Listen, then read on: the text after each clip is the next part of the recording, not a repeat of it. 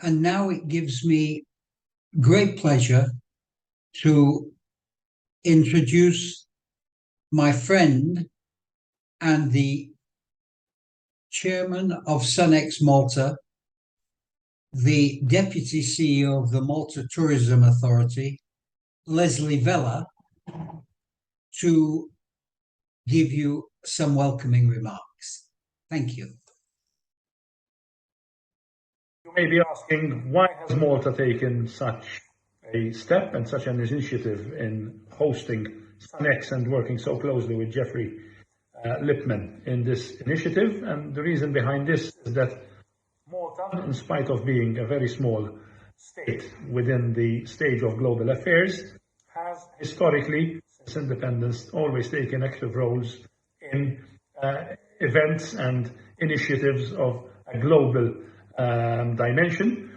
I would like to mention the fact that Malta, way back in the 1960s, spearheaded the process which eventually led to the International Law of the Sea, which recognized the sea as the common heritage of mankind. And in 1987 was the first country to place climate change on the agenda of the UN General Assembly, asking the UN and convincing the UN to look at climate change as an event of global significance, which needs to be followed, monitored and studied so that we recognize as a species and as a planet its importance and its threat to the planet. So basically, besides these interests, we are also a vulnerable small island state with an exposed coastline, a huge dependence on tourism, most of which is coastal in nature. Most of our settlements are also on the coast, so sea level rise and extreme weather events as a result of climate change also pose threats to our continued well-being as a society and as an economy. We have recently been working on our tourism strategy to 2030, and I am pleased to say that this strategy integrates climate-friendly travel as a very important pillar of our strategic direction. We recognize the fact that climate change is something very imminent, and we need to integrate climate-friendly travel strategies into our strategic direction in recognition of the threats which are posed. We have also taken other actions in this regard as a country and as a destination through our support of Sunex and working closely with Jeffrey and his associates. And two things I would like to make particular reference to is our action that we have taken in the form of the Climate Friendly Travel Registry, in which companies and territories and organizations submit their climate friendly travel objectives and ambitions. And also we hold annual think tanks bringing together experts to come up with the latest knowledge and latest information on progress in the climate friendly travel spectrum, whilst also looking at future generations by providing education opportunities through the unique and first climate-friendly travel diploma, which we at Sunex Malta are holding jointly with the Institute for Tourism Studies in Malta. I augure you the best of luck, and I hope that you keep working with us in terms of this noble ideal with a view to making climate-friendly travel cross the border from something that we wish to achieve into something which becomes reality and part of normal travel. Thank you very much. Thanks very much, Leslie. I always enjoy hearing you speak, and I should tell our students that Leslie is one of the most experienced tourism leaders in the world.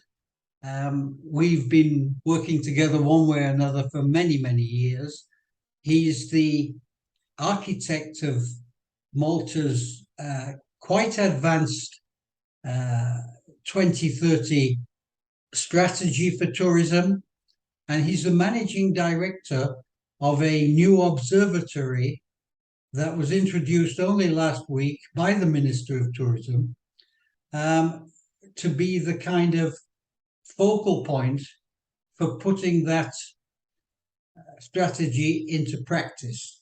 And I think as we work together in the coming months, you will see how important it is to have someone with that kind of experience that Leslie has, who's able to combine an academic mindset with a really practical implementation attitude. We'll be hearing more from Leslie during the course of our time together in the coming months. But now let me ask Pierre Fenech, who is the CEO of the Institute of Tourism Studies, ITS, our academic partner and lead partner in this course. Pierre, over to you. Dear colleagues and friends, welcome on behalf of the Institute of Tourism Studies and our lovely Maltese Islands. Our institute is focused on the provision of quality training in the fields of tourism and hospitality. It has been founded way back in the 80s to help raise the quality standards in this beloved industry of ours. Since then, the institute evolved in what it is today, an international institute offering courses from basic to master's level on a multitude of fields. In 2018, we were approached by Sanex Malta to collaborate on the development of the Diploma in climate-friendly travel. We believe so much in the sustainable development of the tourism industry that we immediately realized the big potential that this might have on the evolution of the industry in the years to come. This road was not an easy one, but with the great determination of both sides, we managed to come with the quality Diploma in climate-friendly travel and launched it in 2020, with the first cohort starting in October.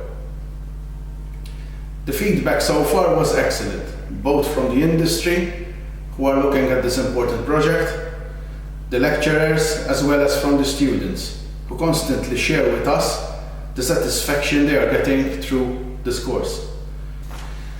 I really hope that the spirit will continue and they will be the drivers to change needed in order for all of us to reach our final objective, which is that of moving ever closer to a climate-friendly travel scenario. We are also already looking at increasing our courses on offer through the collaboration with Sanex Malta. And we are also looking away from our shores with the aim of extending the reach. We already have a wide range of students from different countries, and as soon we will be announcing plans to a breakthrough within China as early as this fall. More outreaches will be done in the months to come to further our offer on a geographical footprint. It is today's youth who will successfully lead us through the climate crisis in the decades ahead. Hence, we need to continue to invest in them by offering them quality training and tuition so that they will be tomorrow's champions. Thank you. Thank you, Pierre. It's a delight to work with you and your colleagues at ITS. It's been a real pleasant experience to immerse ourselves in your systems and your traditions and your academic values. And I'm sure, again, as the course continues, we'll be hearing more from ITS leadership. And I'm very pleased to say that we do have with us today Simon Karuna, who's our sort of focal point in working with ITS. And Simon will be involved in some of the lectures as we move forward on the course. And let me finish this round of welcomes by playing a short 3.5-minute video which tries to give you the background on Sanex Malta. Thank you. I was just starting off as the president of the World Travel and Tourism Council, which is now the business leaders organization for the travel and tourism sector. I was the first employee, and we were creating a story that said travel and tourism is the biggest industry in the world. We didn't have very much to go by.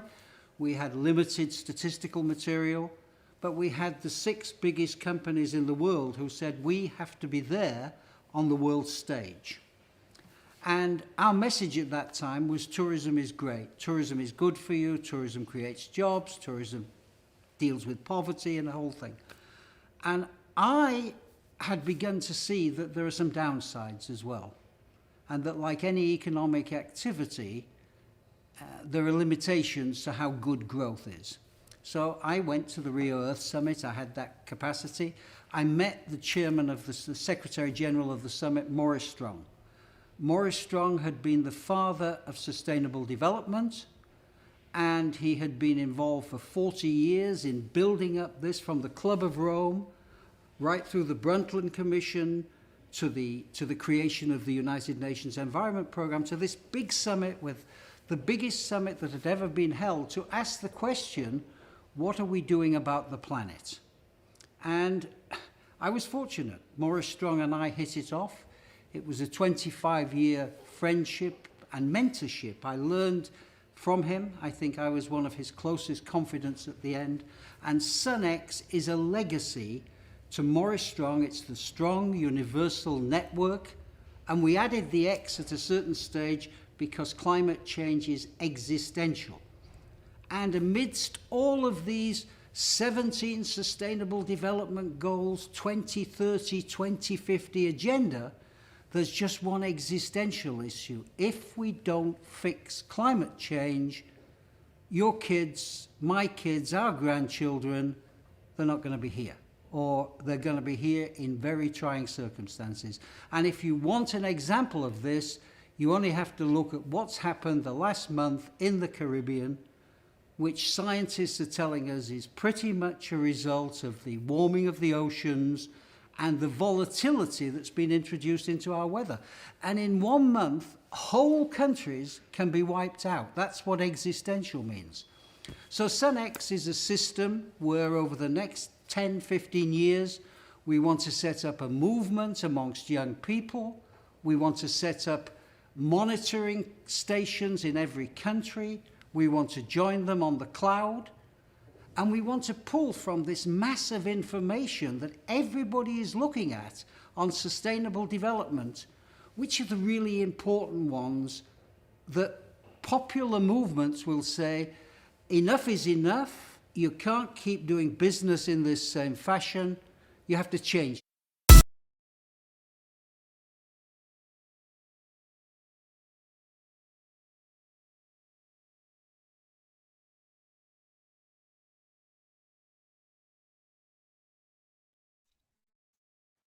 With that, I want to turn now to a more practical issue, and that is to prepare you for the orientation session that we're planning to hold in the next couple of weeks. Not just orientation on the course content, but also, most particularly, we will, during the next couple of weeks, be introducing you to the Thinkific platform.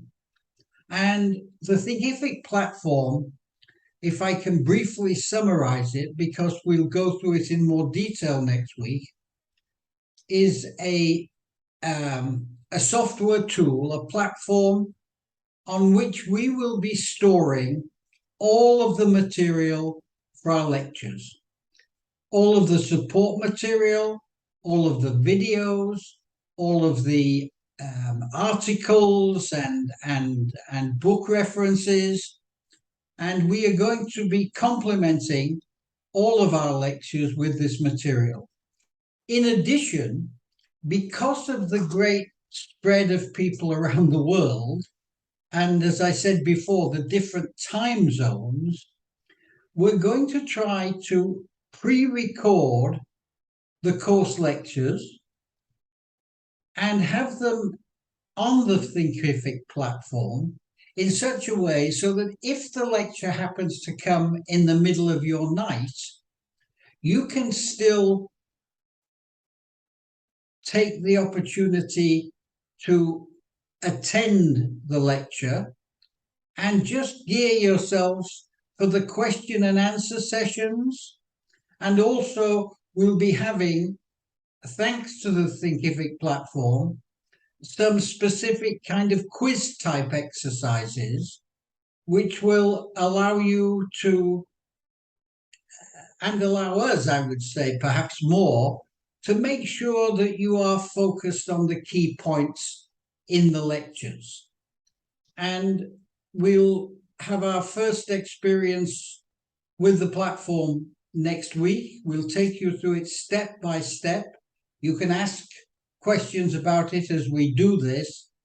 And hopefully by the time we start the first lecture in a couple of weeks' time, you'll all be familiar with this tool, and you'll get more familiar as time goes on.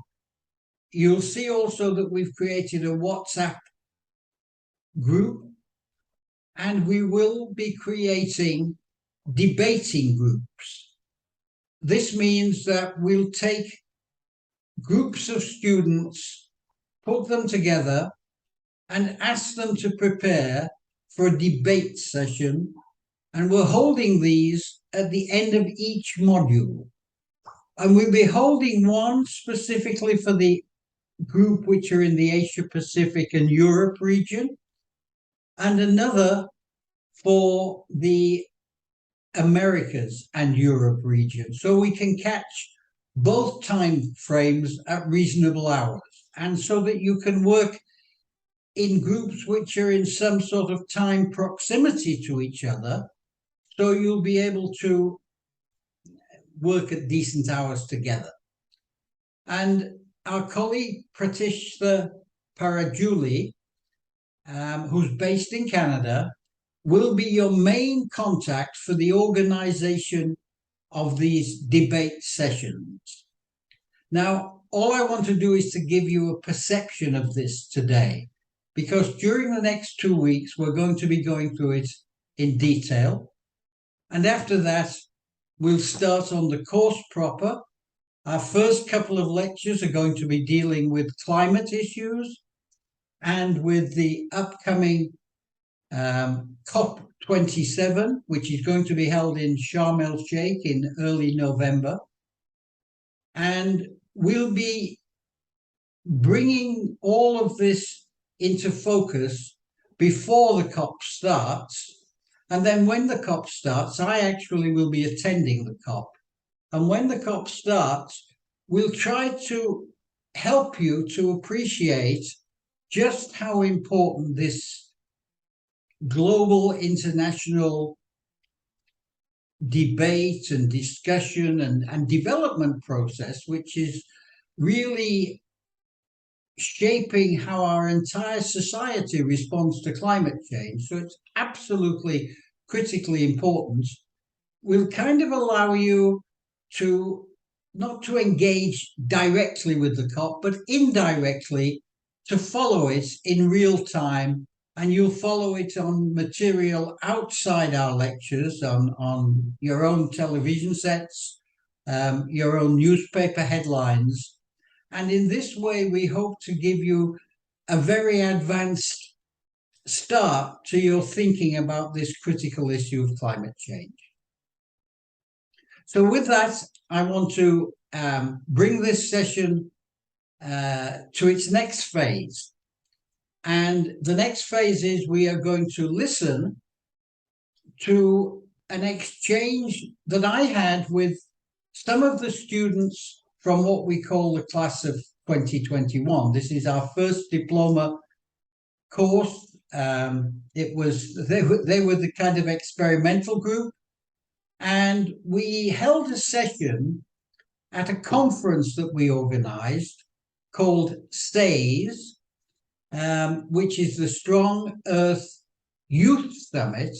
And we've held 2 of these conferences now on the birthday of the man who inspired Son X, Maurice Strong. And we're going to have sessions on Maurice Strong, so I'm not going to talk about that today. But on Maurice's birthday, he's dead now, but on his birthday, we've held global youth summits. And in the last one, I interviewed some of the students from the course, partly to show other people how they felt about the course, and also partly so that they could experience engaging in an international conference, probably for the first time. And this is to say that we will be doing the similar thing with the class of 22. The SAYS conference is always held on the 29th of April, and we will be preparing for that in January, February. So I want you to take a look at this. It not only shows the perceptions of the students, I like to think it shows the kind of spirit that we had as we went through this together. And then after that, I'm going to turn it over to you guys, and each one of you is going to get 1 minute, 90 seconds to say who you are, where you are, and why you're looking forward to being part of our SUNX community. Thank you.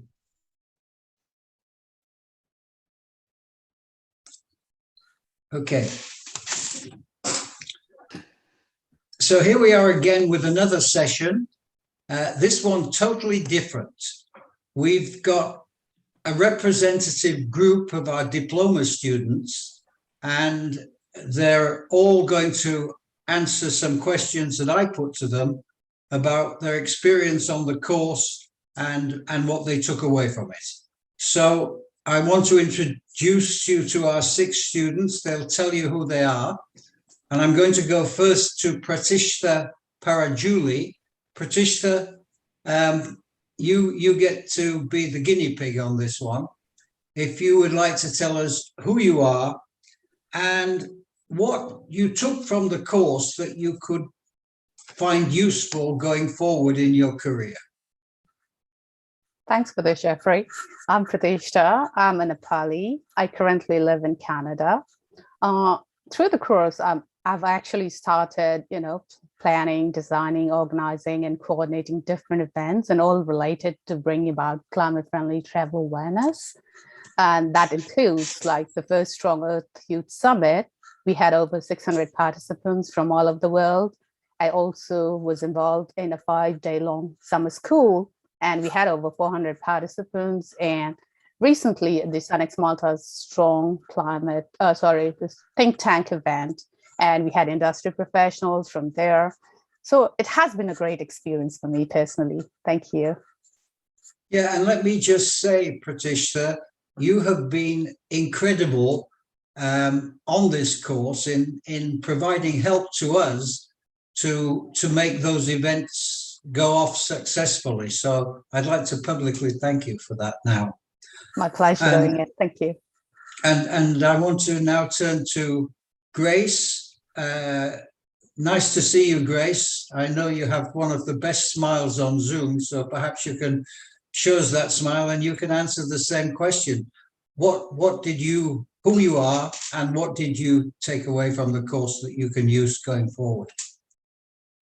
Well, I'm Grace Nebabina from Cameroon, presently based in Portugal. It's really been a wonderful experience during this course, and during this course I get to learn more about climate awareness and the effects of climate change within the tourism industry. And so what I take forward is to raise awareness and educate more the people in my local communities about these consequences, and also educating them about the importance of preserving their culture, spirituality, cultural heritage, which can serve as a site for tourist attraction. Thank you. Thank you, Grace, and we hope to stay in touch with you even after the course is finished, so we can help you in that role you see for yourself. And now, Caroline Kimani, please. Thank you, Jeffrey. I I am based in Nairobi, Kenya, born and raised in Kenya. And it was truly a privilege to be part of CFT 2020. And it really broadened my perspective on the role of climate, of emissions in the travel industry, as well as how the industry can mitigate these emissions. And since the diploma, I have been able to support in the training through the support hubs that SUNEX offers to its climate registry members. And I'm also supporting our ministry here in Kenya, Ministry of Tourism, in also adapting some of these principles we learned from the diploma. Thank you. Yeah, Caroline, just to come back at you on that's a kind of something which emerged for all of us out of the blue, based on a contact that I had with the ministry and their interest in linking up with our students. And I know it's just started for you, but you're actually going into the ministry and working sort of part of their team, as I understand it. Yeah, sure. We are supporting the ministry in developing a strategy towards sustainable tourism, and we are glad to see the kind of shape it's taking, and we're really hopeful that it will steer our country to be a leader even in Africa in sustainable tourism. And there are three of you. We had three students from Kenya this year, and they're all working on this, which is wonderful. Angie, you have been our lifeline to social media, and it's been an absolute pleasure to have you on the course. I've learned a lot from your knowledge and skills of social media, which just reflects the age difference between me and the people in the class. Hi, Talk Jeffrey. to us, Angie. Hi. Yeah, thanks for having me here. My name is Angela Rodriguez. I come from Spain. I live in Madrid, and yeah, I learned a lot of this course. It was great to be part of this group. Specifically, I am a consultant for sustainable tourism. So last year we were already developing sustainability plans for destinations focused on decarbonization, which was a lot of what we actually learned throughout the course. And we continue to do so through the consultancy firm that we have collectively. And yeah, we're just helping the public and private sector to actually implement and design and implement the strategies to decarbonize the tourism supply chain. And this course gave me the kickstart to actually doing this. So I'm very, very grateful for it. Well, it's been a joy to have you on the course. Thank you very much for being with us. And now for something completely different, a more mature student. Might I call you that, Mark? Yeah, you can call me whatever you want to, Jeffrey. I think you have done during the course already. So, yeah. So I'm interrupting you, Jeffrey. I'm, as always, I'm Mark Bibby Jackson, and I'm a travel journalist. So I have my own website, Travel Begins at 40, and I suppose probably the best thing about the course for me has been to meet so many people, both on the course and also the professionals giving lectures and presentations. So to learn so much from them and to learn so much with them. And Jeffrey is very kindly, as you know, has allowed me to write for Exist. It is the newsletter which we produce every month. So it's the climate friendly travel newsletter, and I write articles for that every month, and it's been great to actually get into to get deeper into people and to find out what they are actually doing to combat climate change and tourism, because there's a lot of talk, as we know on this course, and there's a lot less doing out there. And so it's been great to write about people actually doing things to mitigate climate change in tourism. And you are a great writer. We really found a sort of a nugget when we asked you if you would write a couple of articles. I think you've probably written 15 or 20 now. and they're all really interesting. It's made our monthly bulletin exist so much more relevant to the real world, so much less academic. So, you know, again, thank you for your engagement, Mark, and your continuing engagement with us. Thank you, Jeffrey. And last but not least, a recent postgraduate master's student, I think. Erica, talk to us.